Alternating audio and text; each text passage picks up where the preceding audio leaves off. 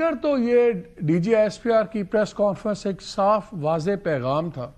کہ ادارہ کہاں کھڑا ہوا ہے ویزاوی عمران خان اور ان کی پالیٹکس کے بارے میں، اور اس کے بعد جو آپ کے وزراء بول رہے ہیں وہ بھی پھر ایک واضح پیغام ہے کہ گورنمنٹ کہاں پہ کھڑی بھی ہے، لیکن لگتا یہ ہے کہ شاید پیغام جہاں آپ نے بھیجا وہاں ملا نہیں۔ کل جب پشاور کا جلسہ تھا اس میں بڑی تیز سخت باتیں ہوئیں، باتیں تو بہت سخت بھی ہوئیں، بڑے جملے قابل اعتراض بھی تھے، لیکن میں صرف ایک دو باتیں آپ کو سنانا چاہتا ہوں، ایک چیف منسٹر صاحب کی، ایک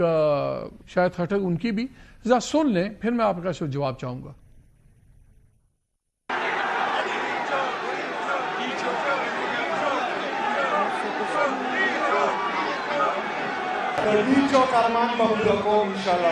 آپ ہمیں گورنر راج سے ڈرا لیں گے، ہمت پکڑو ہمت، کل لگانا ہے آج لگاؤ، میدان بھی حاضر، روڈ بھی حاضر، صوبہ بھی حاضر۔ اگر انہوں نے گورنر راج لگایا گورنر ہاؤس جائیں گے پہلے، اگر انہوں نے گورنر راج لگایا تو نہ ان کا گورنر رہے گا اور نہ ان کا راج رہے گا۔ ہم گورنر ہاؤس کے اوپر آن سلاٹ کریں گے، اس کو اٹیک کریں گے، اس کو جلا دیں گے، کے پی کے گورنر ہاؤس کو۔ کیوں جلا دیں گے؟ تمہارے باپ کا گورنر ہاؤس ہے۔ اب وہ پشتوں میں ان سے کراؤڈ چیخ رہا تھا ڈی چوک، تو انہوں نے پشتوں میں ان کو جواب دیا ہم آپ کا ارمان پورا کریں گے، اور پھر انہوں نے بھی کہا، شاید خٹک صاحب نے جو پارلیمنٹری لیڈر نامزد ہوئے نیشنل اسمبلی میں،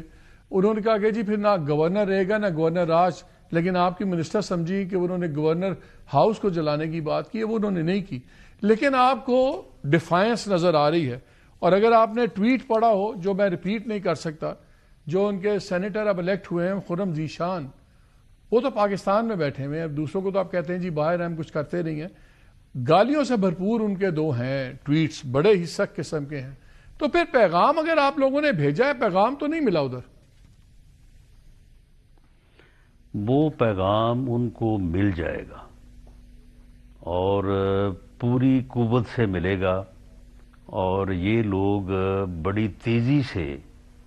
اس قسم کی حرکتیں کر کے اپنے انجام کی طرف بڑھ رہے ہیں، اور ان کا انجام جو ہے وہ ایم کیو ایم جو ہے اور الطاف حسین سے میں مختلف نہیں دیکھ رہا۔ یہ عنقریب جو ہے وہ پاکستان تحریک انصاف اور اڈیالہ تحریک انصاف،